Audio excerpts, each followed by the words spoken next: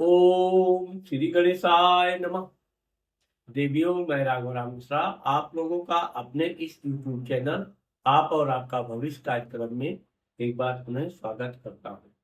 आज हम बात करने वाले हैं कर्क राशि की महिलाओं का आने वाला जनवरी का महीना कैसा रहे। अभी कर्क राशि का जो वर्ष का प्रारंभिक तारीख है यानी 1 जनवरी, तो कर्क राशि का स्वामी चंद्रमा उच्च का बैठा हुआ है।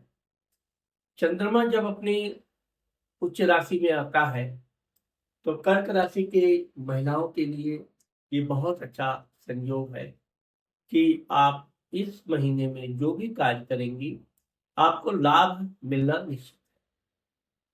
अभी आप देखेंगी कि जो कर्क राशि में वैसे तो पिछले साल ढैया भी समाप्त हो गई थी, तो अब कर्क राशि में किसी तरह की समस्या नहीं है। परंतु यहाँ पर आप देखोगी तो 14 जनवरी तक कर्क राशि की महिलाओं को विशेषकर अपने स्वास्थ्य का ध्यान रखना चाहिए। खान पान में और पेट संबंधित सावधानी बहुत जरूरी है। आप उसी चीजों को खाएं पिएंगे तो आपका पाचन बढ़िया बना रहेगा। अब आप देखेंगे कि 14 जनवरी 2026 को सूर्य भगवान जब आपके सप्तम घर में यानी कि मकर संक्रांति के दिन जब मकर में प्रवेश करेंगे तब आपका जीवन और अच्छा प्रारंभ होने जा रहा है। यहाँ पर हम आपको बताते हैं कि जब आपका धन भाव का स्वामी सूर्य आपके व्यापार बिजनेस पति घर में आएगा तो आपका जीवन बहुत अच्छा चालू होगा। यहाँ आप जो भी कार्य करना चाहती हैं आराम से कीजिए। अगर आप व्यापार बिजनेस करती हैं तो ये समय आपके लिए बहुत उत्तम साबित होने जा रहा है। इस दौरान आपका व्यापार अच्छा चलेगा। पति के साथ भी आपके अच्छे मधुर संबंध रहेंगे। 16 जनवरी 2026 को मंगल भी आपके सप्तम घर में उच्च का होकर आ रहा है।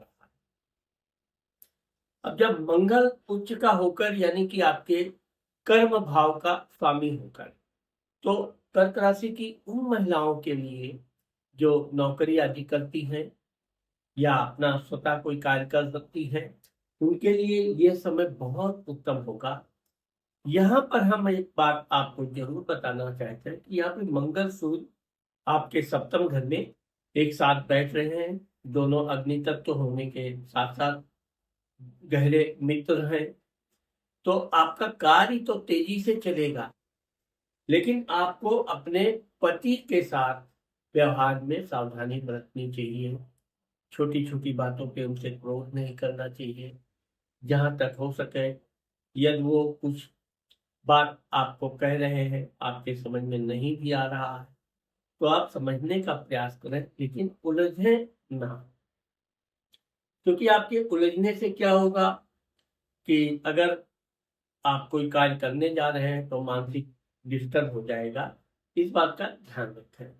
अब मैंने आपको बताया कि महीने के शुरुआत में आपके जो ये जहाँ चतुर्ग्रही राजयोग बन रहा था, मंगल सूर्य आपके जब सप्तम में चला जाएगा तो आपका बुध शुक्र ये आपके व्यापार विदेश खर्च स्थान को देखेगा।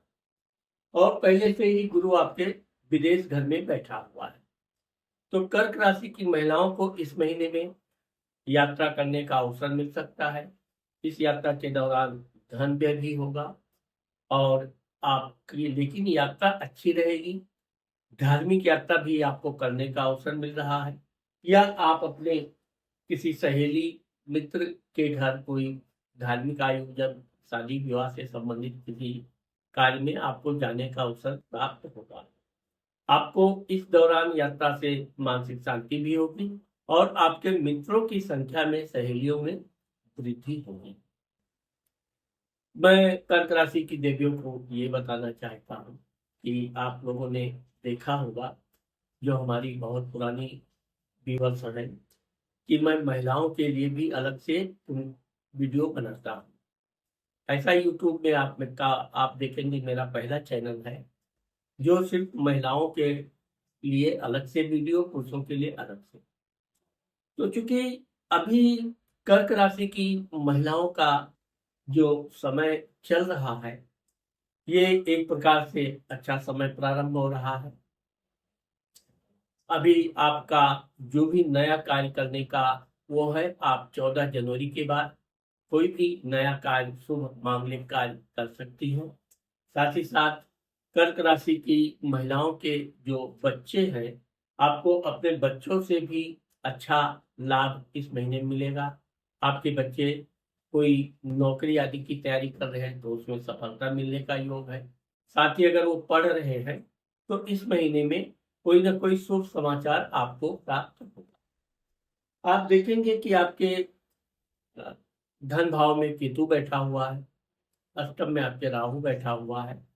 तो आपको अपने दांत संबंधी अगर कोई समस्या आ जाती है तो उसको तुरंत उसका उपचार करना चाहिए। बाकी कर्क राशि के लिए ये जनवरी का जो महीना है ये ठीक ठाक रहेगा और कोई धार्मिक तीर्थ यात्रा आदि करने का भी आपको अवसर प्राप्त।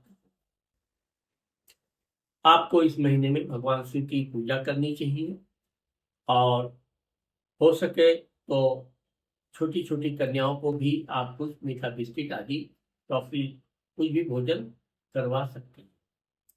देवियों, मैं आपको बताना चाहता हूँ कि अगर आप लोगों ने मेरे चैनल को अभी तक सब्सक्राइब नहीं किया है तो आप मेरे चैनल को सब्सक्राइब करना, लाइक करना मत भूलिए। साथ ही अगर आप अपना पर्सनल कुंडली का परामर्श कराना चाहती है तो आप शुल्क अदा करके हमसे, ये मेरा मोबाइल नंबर है, संपर्क कर सकती है। नमस्ते।